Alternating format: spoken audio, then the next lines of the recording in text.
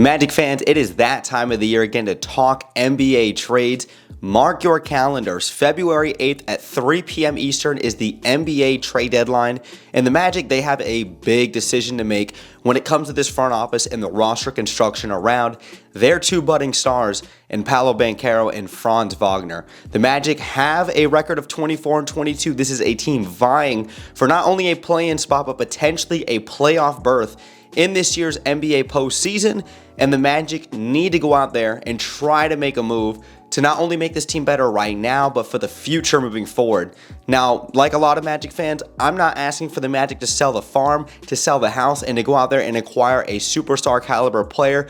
I'm asking for a good veteran role player that can come in and help this team immediately and also help provide some stability at the guard position and potentially some shooting, an area where the Magic continuously find themselves struggling in. But Magic fans, I've got three prospects that I want to talk about today with you guys that I want the Magic to potentially trade for at this year's deadline. It's going to come with Dennis Schroer, Malcolm Brogden, and Anthony Simons, three guys that I think could come in and make an impact on this team right now and moving forward with this Orlando Magic core. But Magic fans, let's stop wasting time. Let's actually go ahead and talk about these three players at the deadline.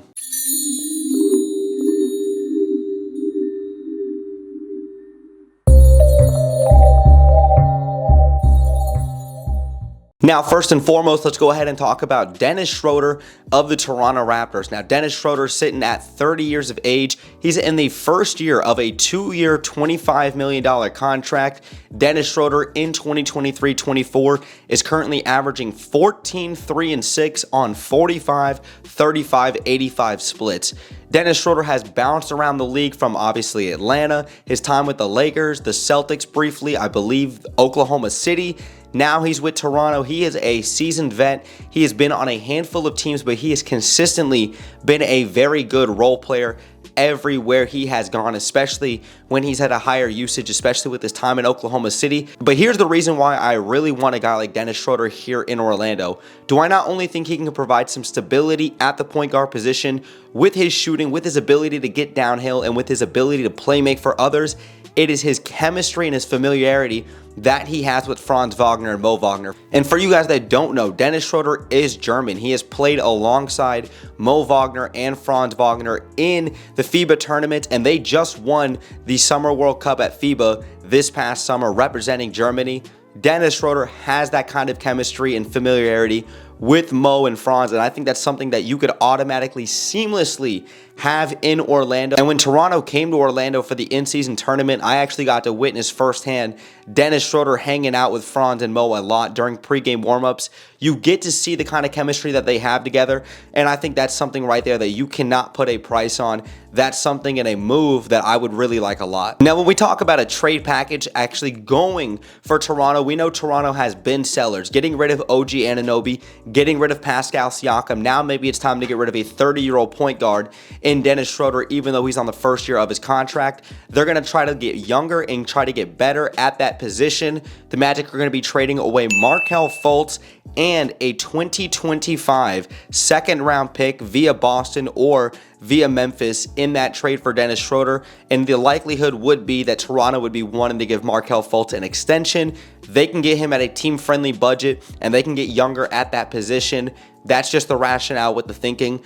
Get Dennis Schroer to Orlando. Now let's talk about another point guard that the Magic can go out there and acquire, a popular name circling around the Orlando Magic community, and that's going to come with Portland Trailblazers guard Malcolm Brogden. Now, Malcolm Brogden, former Rookie of the Year back in 2016-17, is currently 31 years of age. He's on the second year of a $45 million contract, and Malcolm Brogden, everywhere he's gone, from Milwaukee to Indiana, where he's put up really good numbers, his one lone stint in Boston last season, coming off the bench, being a great role player for that team, and now with his time in Portland's going to be looking to sell and probably move on from a guy like Malcolm Brogden at 31 years of age, when Portland is a rebuilding team with Chauncey Billups in that organization. Malcolm Brogden is a guy who can come in and play defense as a 3-and-D type of guard, a guy who's going to make a high impact no matter where he is at on the floor. He's a good three-point shooter. I believe he's a career 39% shooter from deep, and he's put together quietly a very good season with the Portland Trail Blazers, even though they've been at the bottom of the Western Conference. Malcolm Brogden this season is averaging 15, 5, and 3 on 43, 41, 83 splits. And this is something that we've become very accustomed to when it comes to a guy like Malcolm Brogden, a seasoned vet, a guy who knows his role, knows how to play it at a very high level. And when you take a look at his shot chart, take a look at him at that three-point right wing. He's an incredible shooter from that spot on the floor. Take a look at him at the left elbow. This is a guy that can get to the rim, he can finish, he can score on all three levels, and he can space the floor for a guy like Franz Wagner, for a guy like Paolo Banchero, and he can provide some stability at that point guard position as a natural passer, as a natural guy who can facilitate and run an offense.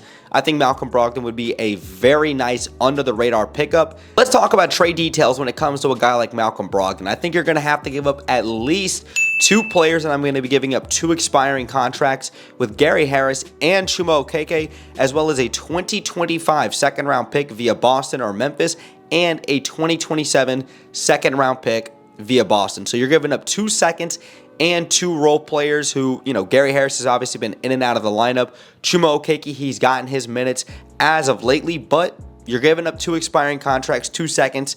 Let's get Malcolm Brogden to Orlando. Magic fans, let's talk about one more player to acquire at this year's deadline, and we are obviously shooting for the stars with this one. Someone that Magic fans are extremely familiar with and would love to have back here in Orlando. He played basketball at IMG Academy in Bradenton, Florida. He played basketball and went to high school here in Orange County at Edgewater High School, 24 years of age, former 24th overall pick in the 2018 NBA draft, Anthony Simons. Now, Anthony Simons, at 24 years of age, is in the second year of a 4-year, $100 million contract, and Anthony Simons is a very good young player, and then some more. This is a young asset that you talk about that fits the timeline and the mold of the Orlando Magic. It fits the needs of the Orlando Magic.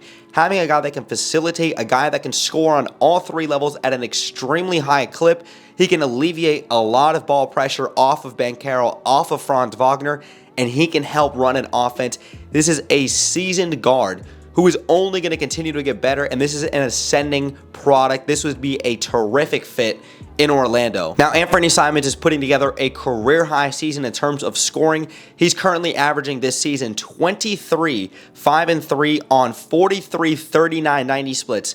Let me say that again. 43% from the field, 39% from deep, and 90% from the charity stripe.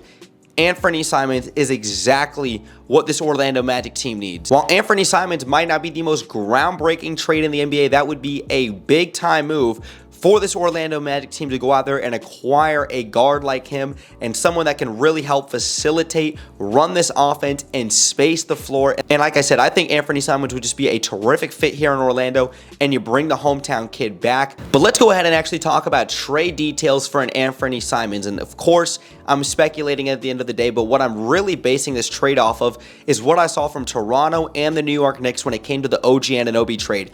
OG Anunoby was a sought-out product, a very good young player who is only going to continue to ascend, and the Knicks gave up RJ Barrett, a starting caliber guard, a young guard who, is sporadic, but nonetheless, he was just a lottery pick a couple of seasons ago. Emmanuel Quickley, one of the best young combo scoring guards off the bench in the association, and they gave up a 2024 second-round pick to get OG Anunoby. And even though the Toronto Raptors were sellers, Portland might not be sellers at the deadline when it comes to a young product like him, but maybe at the right price, the Magic have enough to incentivize the Portland Trail Blazers. Now, let's talk about it. Anthony Simons to Orlando. Portland will be receiving Markelle Fultz, Cole Anthony, a 2025 first-round pick via Denver, which is top 5 protected, and a 2027 first-round pick from Orlando, unprotected. And I think that this is going to be a groundbreaking trade for this Orlando Magic team. It might not shock the entire NBA world, but over time, this would prove to be a great deal for this Magic team. He fits the timeline. You give up Cole Anthony, a guy who obviously is a team favorite, so it breaks everyone's heart, but he can provide that combo scoring guard role for the Portland Trailblazers. You give up Markelle Fultz. Maybe they want to extend him to a team-friendly deal to put around Shaedon Sharpe and Scoot Henderson, and then you also give up 2 future first-round picks that are probably going to be, mid-level picks, somewhere between probably 15, 20, 25, somewhere in those numbers when it comes to the Denver pick and the Magic pick.